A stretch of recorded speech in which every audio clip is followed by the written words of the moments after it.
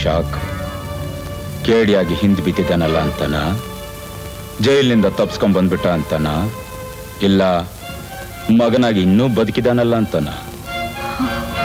ನೀನು ಮನುಷ್ಯಲೇ ಆಗಿದ್ರೆ ನಿನಗೆ ಮನಸ್ಸಿರ್ಲೇಬೇಕು. ಮನಸ್ಸಿದ್ರೆ ಆ ಮನಸ್ಸಿಗೆ ನಾನು ಯಾರು ಅಂತ ಗೊತ್ತಿರಲೇಬೇಕು. ಗೊತ್ತಿದ್ರು ಅವತ್ತು ಯಾಕೆ ನೀನು ಹೇಳಲಿಲ್ಲ? ಈ ಪ್ರಪಂಚದಲ್ಲಿ ಯಾರೇ ಆಗ್ಲಿ ಎಂತ ನೀಚವಾದ ಸುಳ್ಳು ಬೇಕಾದ್ರೂ ಹೇಳ್ಬೋದು. ಆದ್ರೆ ತನ್ನ ರಕ್ತನ ಹಾಲ್ನಂತೆ ಹಂಚಿಕೊಂಡಿರೋ ತಾಯಿ ತಾನ್ ಹೆತ್ತ ಮಗನ್ನೇ ಅಲ್ಲ ಅಂತ ಸುಳ್ಳು ಹೇಳಕ್ ಸಾಧ್ಯವಿಲ್ಲ. It's highly bloody impossible. ಆದ್ರೂ ನೀನು ಹೇಳ್ದೆ ಯಾಕೆ? ಯಾವ ಪರಿಸ್ಥಿತಿ ಒತ್ತಡಕ್ಕೆ ಸಿಕ್ಕಿ ಆ ತರ ಸುಳ್ಳು ಹೇಳ್ದೆ? ಹೇಳು, ನಾನು ಯಾರು, ನೀನ್ ಯಾರು? ಹೇಳ್ತೀನಪ್ಪ, ಹೇಳ್ತೀನಿ.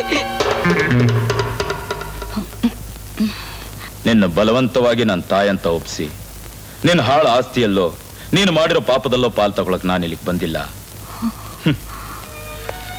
ಜೀವನದಲ್ಲಿ ಪ್ರತಿಯೊಬ್ಬರಿಗೂ ಮೊಟ್ಟ ಮೊದಲ ವ್ಯಕ್ತಿ ತಾಯಿ. ಆದ್ರೆ ನನ್ನ ಜೀವನದಲ್ಲಿ ಮೊಟ್ಟ ಮೊದಲ ವ್ಯಕ್ತಿ, ಕಟ್ಟ ಕಡೆಯ ವ್ಯಕ್ತಿ ಯಾರು ಗೊತ್ತಾ? ನನ್ನ ಶಾಂತಿ.